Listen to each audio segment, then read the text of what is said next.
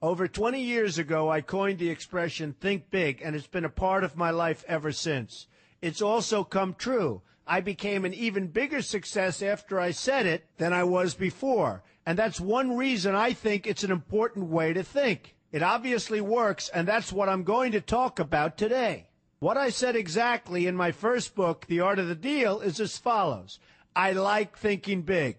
I always have. To me, it's very simple. If you're going to be thinking anyway, you might as well think big. That book was a bestseller, and it's considered a business classic at this point. But I never thought those words would become bestsellers in their own right. It's an interesting point that I'm famous for two very short statements. Think big and you're fired. But let's stick to the first one for today. And I'd suggest strongly that you pay attention so that you won't have to hear the second one. Thinking big starts with the details and grows from there. Because I'm a builder, I'm very aware of the importance of having a good foundation. You can't take chances in construction. You can't be haphazard and say, well, maybe this will work, maybe it won't, so let's try it and find out. Because a lot of people will be at risk. I have to know if something will work or not.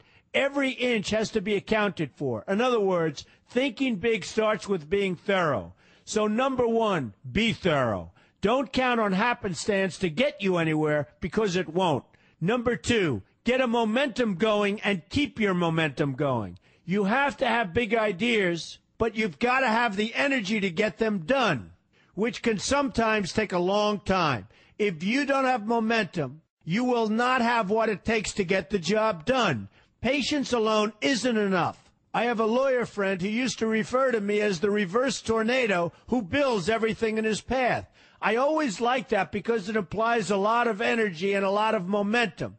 And that's exactly what it takes to get anything done. So keep your momentum going. Number three, stay focused. You have to stay focused. The minute you lose focus, you will also be losing your momentum. They go together, and you will accomplish a lot more, even amazing things, if you make sure you keep these two things working together for you. I've seen very talented people literally go down the drain because they couldn't seem to keep their focus long enough to get anything done. In this day of multitasking, that can be a real challenge, but it's absolutely necessary. Ask yourself this question: what should I be thinking about right now? That simple question can restore your focus in no time at all. And your answer right now should be listening to Donald Trump. Number four, look at the solution, not the problem. This is very important if you ever want to learn to think big. And here's why. No matter what you do, you're bound to run into problems. It's just part of life, a part of business, a part of anything worth doing.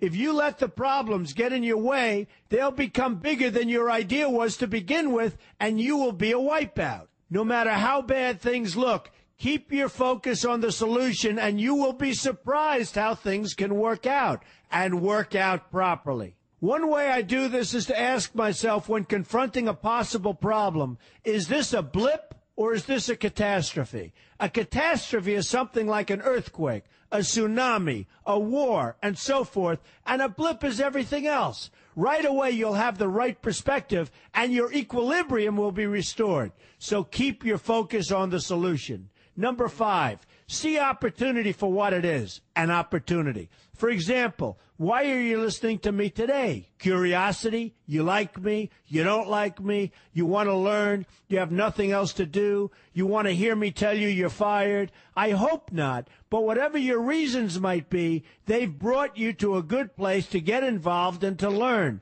And that's an opportunity right there. People think that because I'm rich and famous that I know everything. I know a lot, but one thing I know is that I don't know everything. So I ask myself this question every day.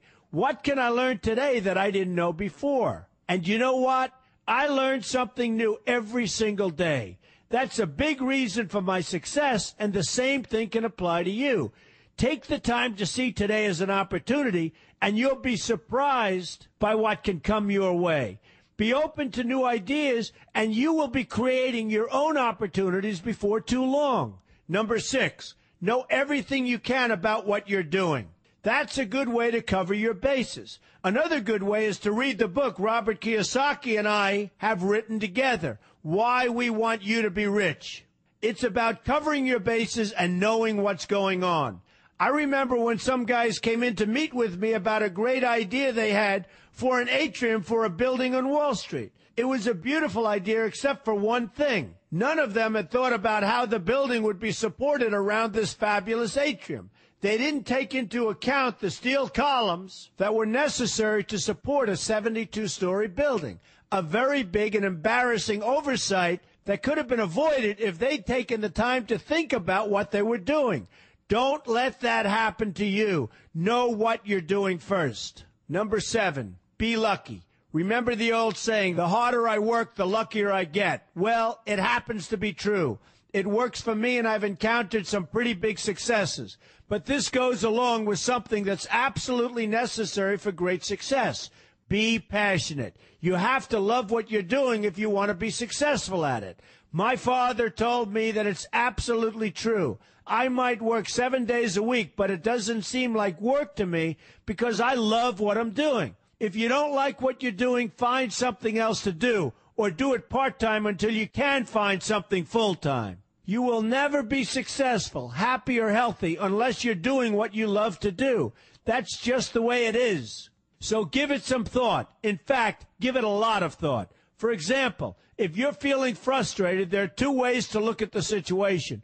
Frustration can mean that maybe you're expecting too much, or it can be an indication that you know you should be or could be doing more.